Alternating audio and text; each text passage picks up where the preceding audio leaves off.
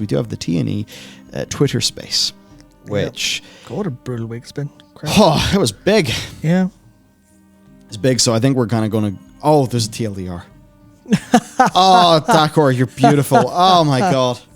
Do you think this was the whole thing? See, I've just recorded a video on all of these interviews. Oh, yeah, so if you see my eyes going over, it's because I'm forgetting which thing is from which interview, and I've already talked about all of this. Yeah. Oh, Dakor, you've saved my ass. Thank you. Okay. Right. TLDR. One of the biggest lessons they've learned is no borrowed power. Good. Feels bad.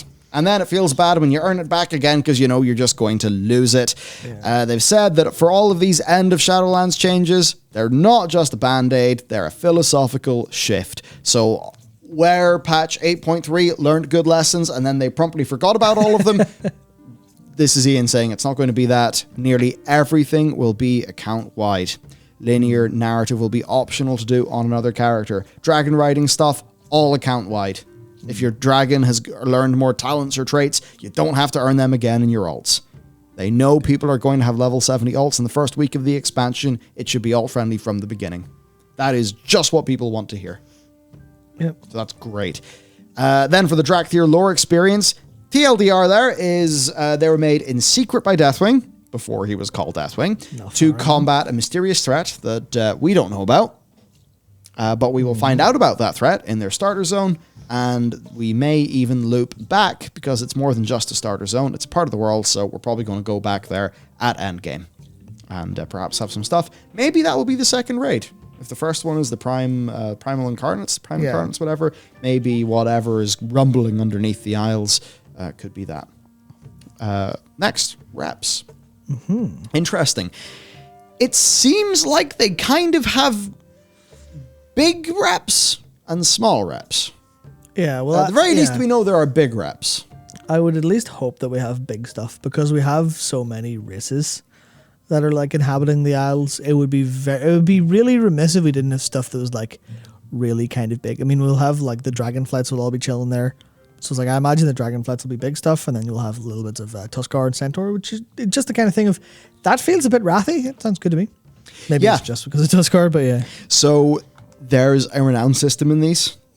But I think that's mostly because they just liked how you could look at the renown bar and see what you'd be unlocking. Yeah. Well. What they've said, though, is like the time gating of renown was because renown was unlocking the borrowed power of the Shadowlands expansion. That doesn't exist here. So I don't know if you'll just be able to binge a whole rep out in a weekend, but certainly the same texture of time gating is something that's not going to be there for these reps, which is good. And because it's what their philosophy is, almost everything here is going to be account-wide, like the cosmetic rewards, repeatable quests or extra zones or things that you unlock are account-wide, but gear upgrades probably shouldn't be account-wide. So I think it's just that thing, accelerated on alts, account-wide in terms of your unlocks and your cosmetics. But if you've got to earn gear, your character's got to earn gear. Yeah, I think reasonable. Yeah, if they were doing this in the traditional rep way, I would suggest that you should probably have accelerated gear upgrade and just that thing of you log into your alt, you open your reputation pane, and you don't see neutral all the way down. Mm-hmm. I think that's one of the major things that people kind of want.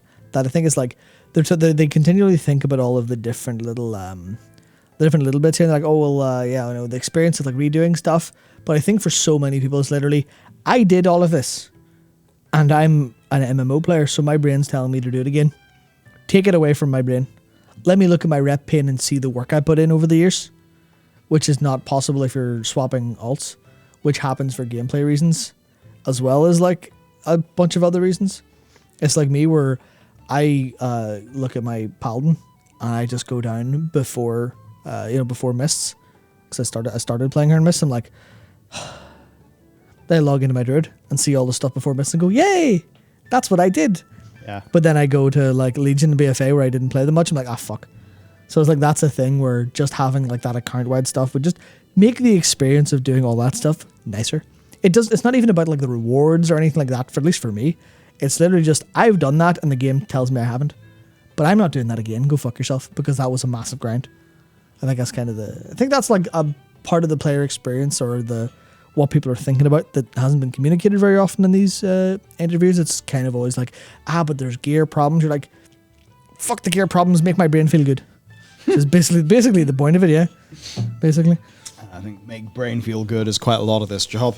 Yeah. Mission table, dead. Yeah. Gone. Don't need it. It is Good. Good. Yeah, there is definitely a part Waste of of time. definitely a part of me goes, that's less content. But that's because I largely look at it hypothetically. Go, that was something that someone put a lot of effort into and made. It's sad that that's going away, but that's, I hope, especially because like I thought they were interesting conceptually, not to play, not generally, not the. Oh yeah, the Shadowlands one fucking blows, but it was cool and someone put a lot of work in. Yeah, the Shadowlands one is a cool back end. Yeah, Like the way that it works as a little auto battler is cool. yeah. Fair. So I was like, so I'm just like, please, can you make that? Can you put all the effort you put into that into thing that feels good for players? Yeah. Because I think that's what's missing. Because it's like, oh, here's loads of content. Like, yeah, but the content's walled off in a weird way and it doesn't fucking matter. And people just look at it and go, does that give me gold? No, I don't fucking care.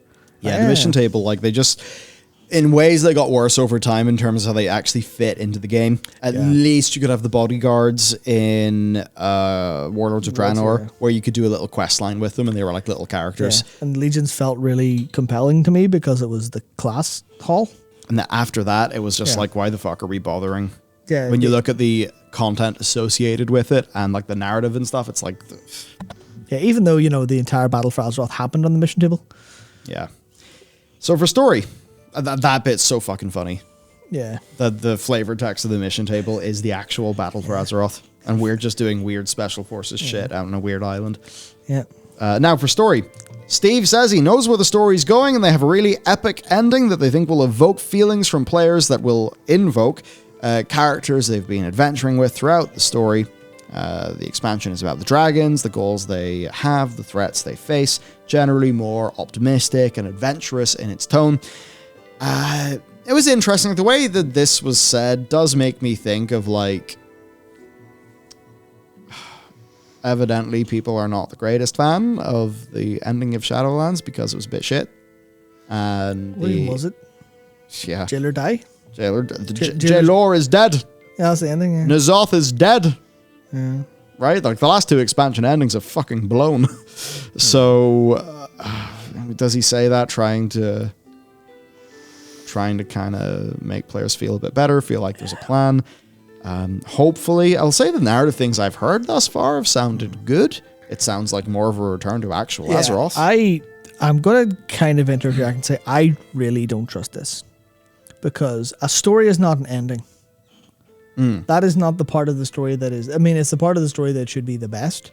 Because that's how you leave. Your experience is like weighted by the last thing you experienced. But it shouldn't be all about the end. It shouldn't be build up and end. It should be a lot more nuanced throughout. And it's like, oh, we've got this epic ending that'll evoke feelings from players. It'll involve characters we're adventuring alongside. Hopefully that's just our ending's pretty good. And not just, we have put everything into this ending. No one expects us to kill Alexstrasza. It's going to be great. Because that's the worst case that I'm immediately thinking of in my head. It's like, oh, you're going to have Wrathion kill Alexstrasza or something because she's corrupted. Great job. I'm going to remain cynical on story until I see the first narrative story beat of Dragonflight that isn't just, why is this a cinematic that doesn't matter to me? Yeah, they fucked it for so long that personally I agree. Yeah. I'm sort of seeing this and I'm thinking like, what's he trying to communicate? Yeah. Is he at least trying to communicate that he knows the endings have blown? Mm-hmm. And it's good if that's what he's trying to communicate, because then it kind of means he knows that's the problem, even if, I guess, PR media training, they can't just say it. It's that tricky thing. If he just sort of says that, then you'll have PC Gamer, Polygon, all the press being like, lead narrative designer admits it was shit. And we'd probably do a video with that title that would be almost saying, hey, this is a good thing. Great, they've acknowledged it. Yep. But maybe from the PR people, they look at that and they think, oh no, negative sentiments everywhere. Hard to say. Mythic Plus rotation, they talked a bit on that. I mean, we kind of talked about this before. Basically, just they want every season of Mythic Plus to feel different and have you earning different loot because that basically feels better. Drakthir. Okay, so not going to have a... Probably, but I'd say almost certainly not going to have a Mage Tower initially. Content-wise, they'll be able to do things like Torghast, though, but they're not going to have an artifact weapon. They're not going to have a class hall. That all makes sense. Basically, they're similar to Shamans in terms of the weapons they can use, but they can use swords and can't use shields. The tank spec is also unlikely. They're a spellcaster at at their core, and the class is initially only going to have 2, but if they do have a 3rd, maybe ranged DPS or healer. As for Croby time, what we've already heard before, Shadowlands is being rolled in, so BFA is the default 10 through 60 experience for new players, not Shadowlands, basically because it wouldn't make sense. A new player going into Shadowlands would be so confused. Yeah, that honestly is okay, maybe not for the developers, but the faster Shadowlands is memory hold and just memory wipe, the better, I think, overall. There's like as soon as they reference any of the lore from Shadowlands, I go like, fuck.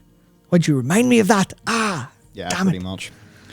Terrasfall Glades, we got lore content coming up there in 9.2.5, which will involve catching up with Kalia, and another thing I'll note too, there's encrypted narrative stuff on the PTR right now. Let's go, encryption. Is a good sign. Encryption, good man.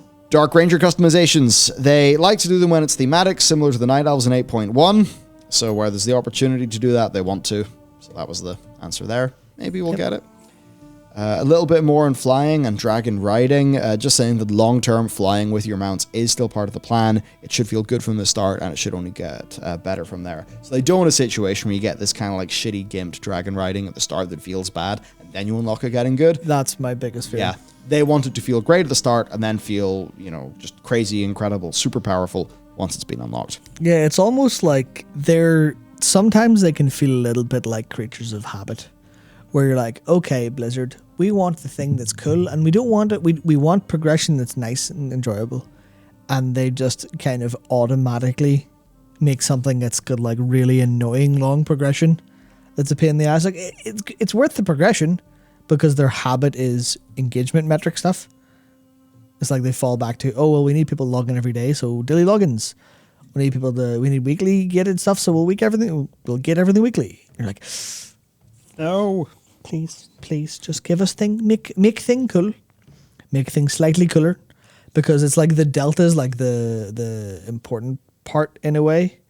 Where it's like if the start of it is okay and the end of it's amazing, people still be like, well, I want to be at amazing now. So they have to go, it's really, really great, and then it's very specifically better in a certain couple ways. It can't be like you've tripled your speed across the upgrades.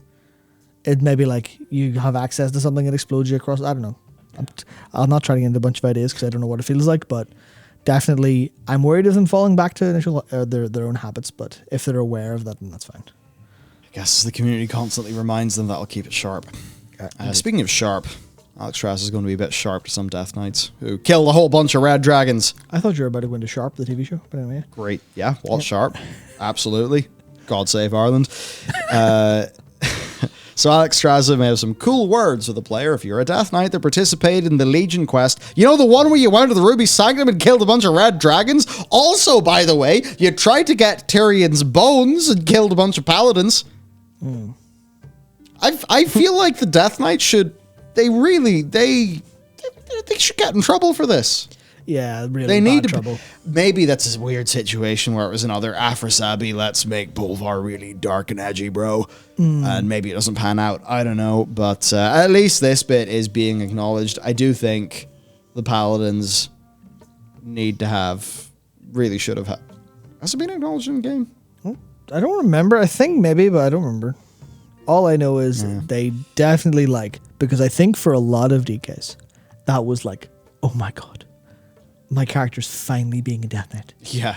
Because, it's the same way, people want their Demon Hunters to walk around and just be crying and sobbing all the time about how edgy they are. I think people who play DKs want DKs to be, in that kind of, the stoic pragmatism angle and have that represented in the story. And that was, one of the first times it ever happened. I mean, it happened for a lot of classes in Legion, but it was, standout for DKs. They're like, oh yeah, look, we're not the good guys. We're very specifically not the good guys here.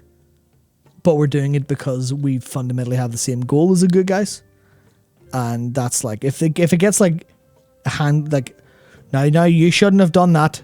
I'm not happy about that, but we need your help, work away. I think that'll be a little bit shit. But then that's the thing where I couldn't in full like belief say they should have a whole bit where DK players get like attacked by Ruby Dragons and have to like fight them off, and then Alex Strasser goes, "We'll kill you later," something like that, or like a proper standoff where it's like, "No, you can't kill us. You need us," something like that. Yeah. But then that's too much bespoke content for one class. Yeah, it's tricky. It's one of those things where it's like, fuck, they did that in the story. It's kind of hard to ignore now, even if it's maybe two different creative directions. Yeah, why don't they have 20,000 developers making loads of content for every class? Bastards. That's it. Endgame then. So apparently Eternity's End and Zereth Mortis are good examples of day-to-day Dragonflight, where there's gear involved, there's outdoor progression, universal currencies. It's felt pretty good. Just that, of course, it's, one zone with the Cypher and the Protoform Synthesis. Yeah. They kind of want that to be in all the zones with way more variety. Again, I need to see what it looks like for myself, but yeah, seems good. Great Vault can be carried forward with some tweaks. We don't need to go into a full thing about the Vault. I guess, look, give us tokens as the backup currency. More tokens depend... Okay, you get tokens by default. You get more tokens depending on how many boxes you've unlocked. You get to spend those tokens for actual bits of gear from a vendor, perhaps, so that you basically work in the role of old school VP into that system. And perhaps you make it so that... Oh, wait, no, fuck, that wouldn't work. That's the problem with how loot is in this game. In a way, it could feel nice if you would just get a bit of loot for each category. No, because then people would feel forced to do all of them. And people feel forced to do all of them. Well, then you would... Damn it, games with communities. But then you would go, well, just have, you get between 1 to 3, and then it's... Yeah, but then the easy way is to do one of each. And then also you don't want to have people have to do everything. But then people feel forced to do it anyway for more options. Yep. And then you go, well, which is it?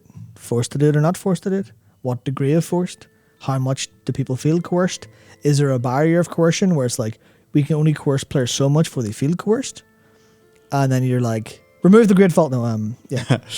Yeah, that is going to be my hardline stance forever, just because I think that's overcomplicating loot substantially. Totally. When if I get loot from my loot box, I'm like, the loot from the loot box is in the boss. That's happy good.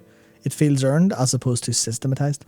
But yeah. Yeah. No, a world with 0 Great Vault, but gearing being better outside of it, I think would be vastly superior, but they evidently disagree. Yep. I think they just want that weekly engagement point for whatever reason.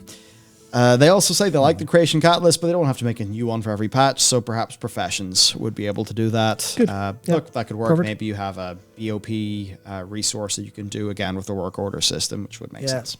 That's so smart. Oh, the work order system solves so many problems. Yeah. It's awesome. You just personal loot, you always get almost the same way you get the boss skip items and then like the Morn fragments from Anduin. It's like, okay, you killed the tier boss. Here's one of your tier things. You can go and turn that into one of the tier items through a work order. And look at that. There's one blacksmith has got all of the money in the universe. But that's exactly the kind of thing that's a big solution to. It's like Creation Catalyst, available day 1, deterministic. Maybe figure out a way to make it randomly a little bit faster. Yeah, but not very much. And then the final thing, Alpha soon. Yep.